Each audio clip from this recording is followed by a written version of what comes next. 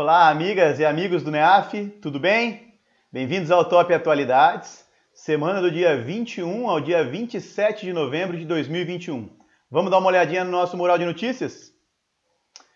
OMS declara a B.1.1.529 como variante de preocupação e dá o nome de Omicron. Sancionado o projeto de lei que institui o auxílio gás dos brasileiros. Carlos Nussmann é condenado a 30 anos de prisão por corrupção. Sancionada a lei Mari Ferrer, que pune constrangimentos em julgamentos.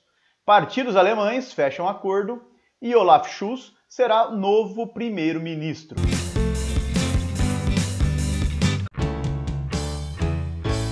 Como é tradição no Top Atualidades, vamos para a nossa notícia de destaque. Não poderia ser outra, né, pessoal? A Organização Mundial da Saúde encontrou uma nova variante e colocou ela como uma variante de preocupação, inclusive nomeou como Omicron. Vamos entender todo este contexto. Seguinte, pessoal, primeiro ponto interessante. Nós temos uma entidade internacional que faz a gestão da saúde global, que é a OMS, Organização Mundial da Saúde. Beleza? Esse primeiro ponto, vocês conhecem isso, não tem novidade aqui. Bom, aí vamos falar um pouquinho do coronavírus. O vírus, ele sofre algumas alterações, algumas mutações no seu processo evolutivo. Então, toda vez que nós temos uma mutação no vírus, que sofreu essas mudanças, ele é chamado de uma variante. Então, existem várias variantes, é muito legal essa frase, né? Algumas variantes são classificadas como variante de preocupação, o que faz com que uma variante seja classificada pela OMS como de preocupação. Pode ser o fato dela ter uma transmissibilidade maior, isso gera uma preocupação. Pode ser o fato dela mudar o quadro clínico, ela ter efeitos adversos maior no organismo, isso pode caracterizá-la como uma variante de preocupação, ou pode ser uma resistência à vacina, uma resistência maior ao tratamento, também enquadraria tal variante como de preocupação. E é isso que a OMS fez agora, na última semana. Uma variante, a B.1.1.529, foi classificada como variante de preocupação. E a OMS tem dado nomes para essas variantes. Então anota aí que isso é muito importante. A prova pode te perguntar: qual o nome dessa nova variante de preocupação? Omicron. Omicron. Nós temos outras variantes de preocupação, tá? Vou até pegar a canetinha aqui para a gente grifar elas. Seguinte, lembram da variante alfa, variante beta, variante gama, variante delta? Então essas são variantes de preocupação, outras que a OMS já havia declarado. A Omicron se junta a elas.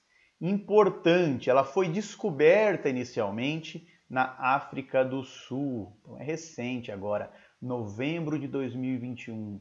Descoberta de uma nova variante. Uma variante que preocupa, principalmente por conta da sua transmissibilidade, parece ser mais alta.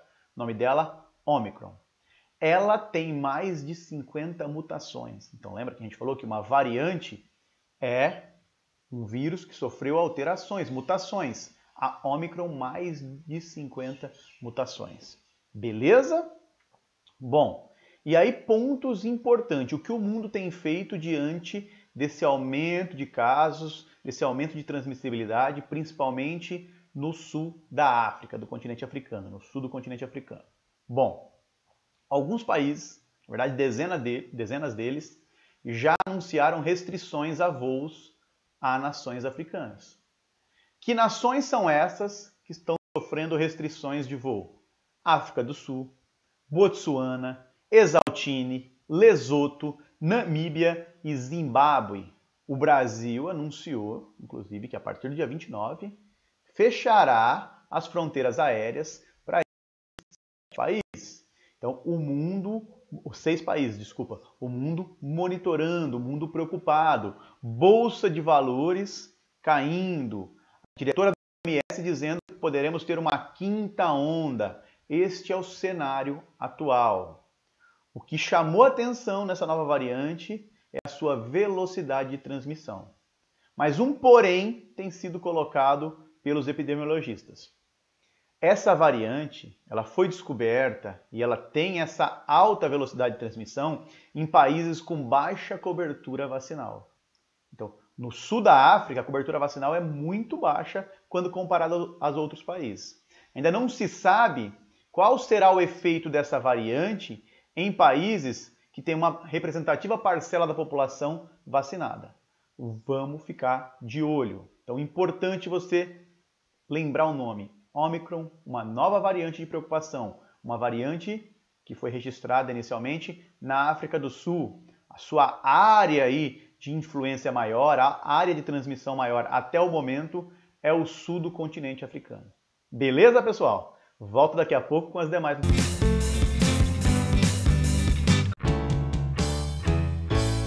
Pessoal, dando continuidade ao Top Atualidades, eu trago uma questão de economia nacional. Sancionado o projeto de lei que institui o auxílio gás dos brasileiros.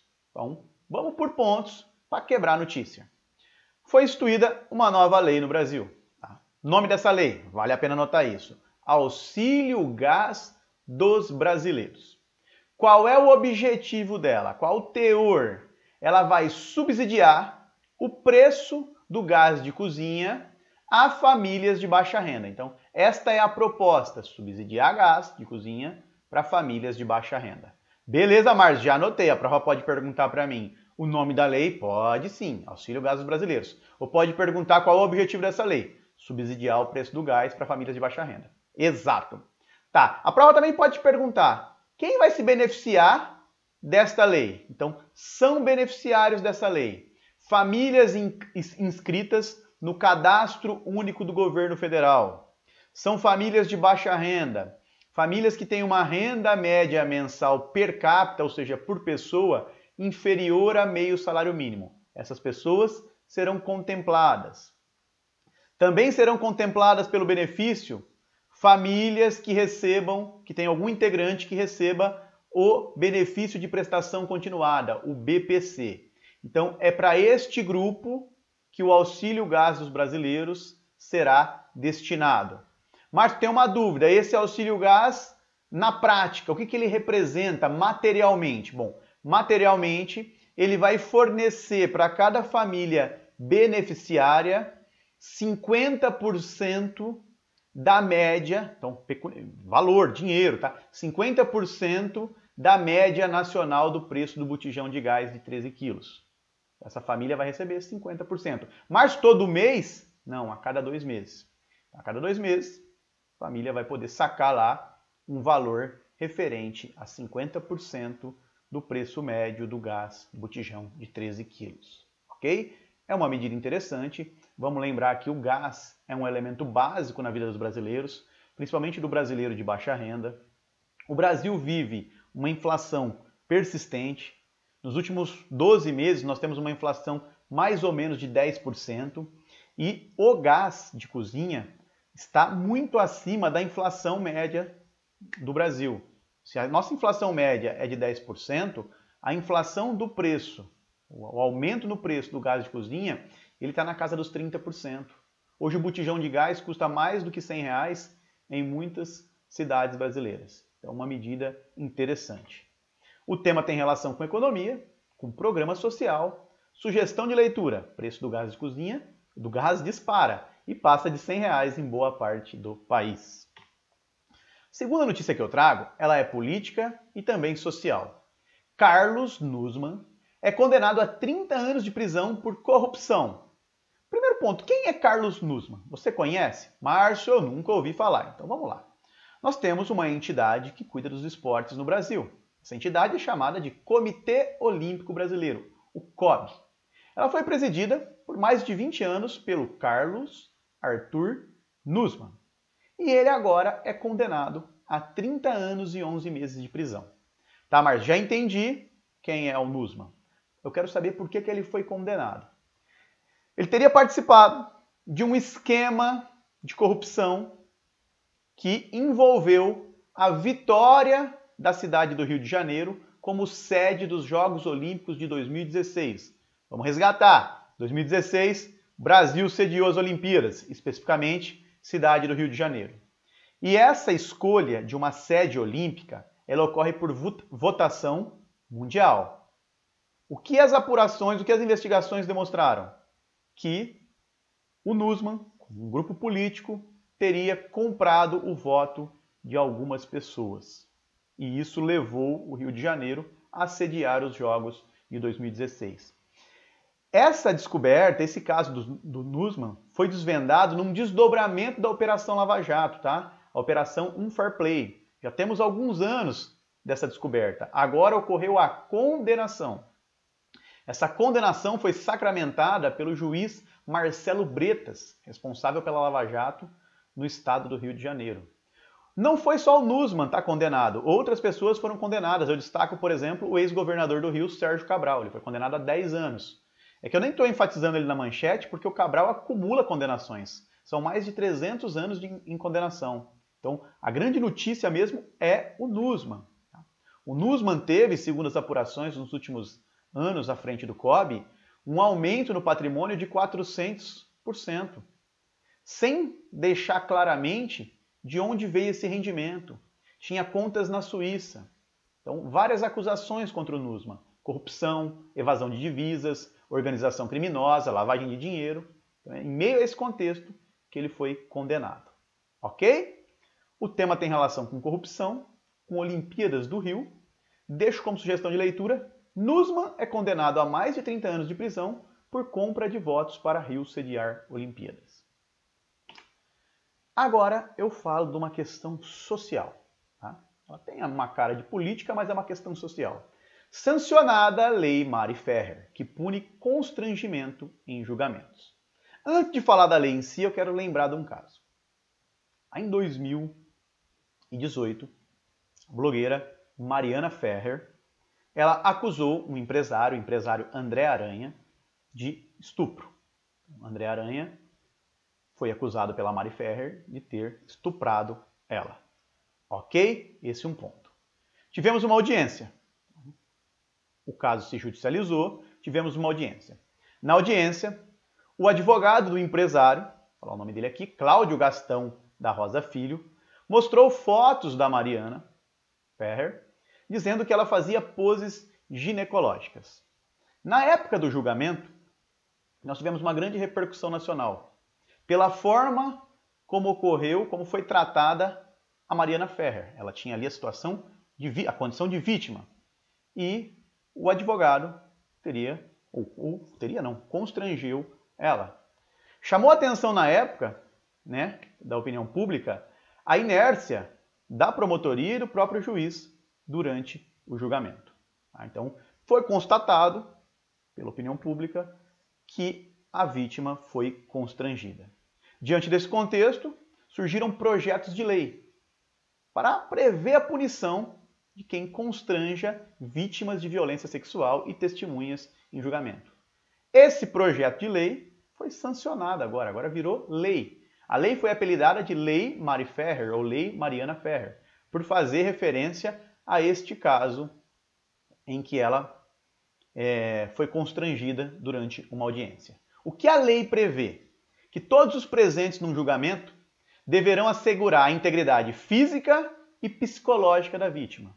E cabe ao juiz garantir que essa lei seja cumprida. Então, uma medida interessante, né? Em várias oportunidades, em vários casos de violência sexual, surge, por parte de muitos, uma dúvida se aquilo é verdade ou não, um constrangimento.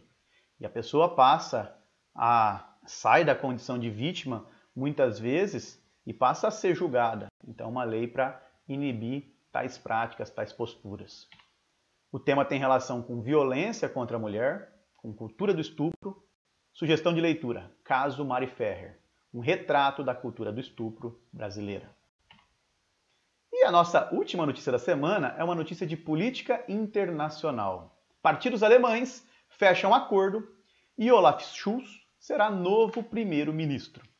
A Alemanha teve como chanceler, durante 16 anos, Angela Merkel.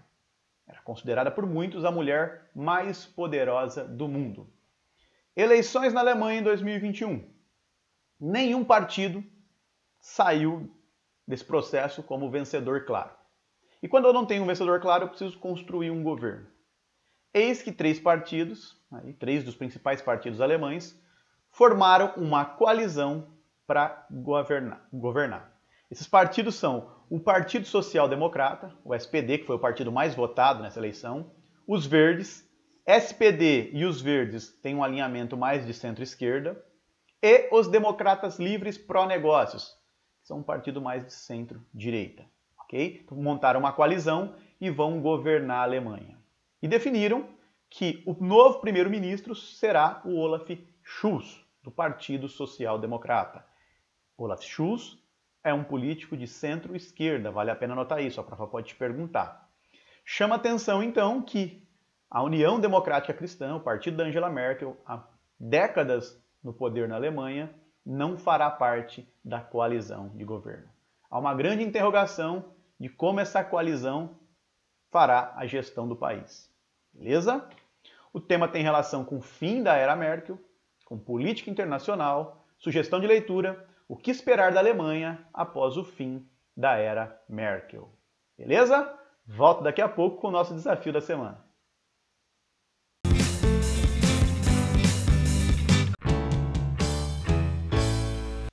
Desafio da semana na tela, pessoal. Uma questão elaborada pelo professor, uma questão bem interessante, uma questão que tem a cara da VUNESP, tá?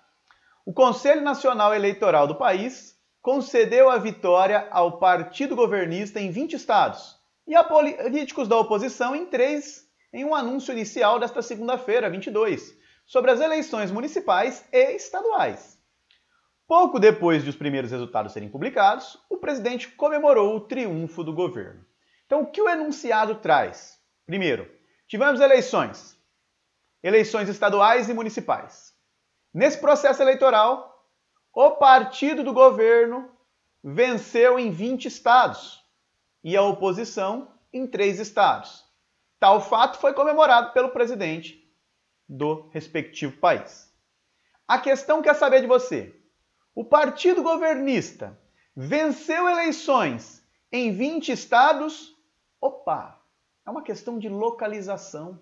Esse é um viés muito utilizado em provas de atualidades. Eu vou resgatar com vocês. Vamos lembrar da última prova do TJ. Quem prestou aqui? TJ de São Paulo. Tínhamos uma questão que comentava sobre a visita do Papa e perguntava ao país qual local o Papa visitou. É o mesmo estilo dessa questão. Estou falando de uma eleição e quero saber de vocês o local que ela ocorreu. Alternativa A, Nicarágua. Alternativa B, Angola. C, Portugal. D, Venezuela. Ou E, Rússia. Pausa aí para responder. O que você marcou? Alternativa correta? Alternativa D. Partido governista venceu eleições em 20 estados na Venezuela. Oposição conquistou 3 estados. O que chama atenção nessa eleição? Primeiro ponto, a volta da participação da oposição. A oposição boicotou as últimas 2 eleições na Venezuela e agora voltou a concorrer. Então esse é um ponto representativo. Segundo ponto representativo, depois de alguns anos, observadores internacionais voltaram para acompanhar uma eleição na Venezuela. Até a União Europeia mandou um representante. Então, é uma eleição realizada nos olhos de representantes internacionais. E chama atenção um outro fato. Um pouco mais de 40% dos eleitores foram às urnas, participaram da eleição. E, por fim, vitória do governo, derrota da oposição. O fato foi comemorado pelo presidente Nicolás Maduro. Beleza, galera? Agradeço a companhia de vocês e os aguardo na próxima semana para mais um Top Atualidades. Um abraço, meus amigos. Galera, gostou do vídeo? Que bacana! Então clica aí, né? Dá uma curtida, faz um comentário se você puder e inscreva-se no nosso canal do YouTube. E deixa lá no sininho, ao clicar, você recebe as mensagens também de notificação. Visite nosso site e conheça nossos cursos preparatórios para concursos públicos. Muito obrigado!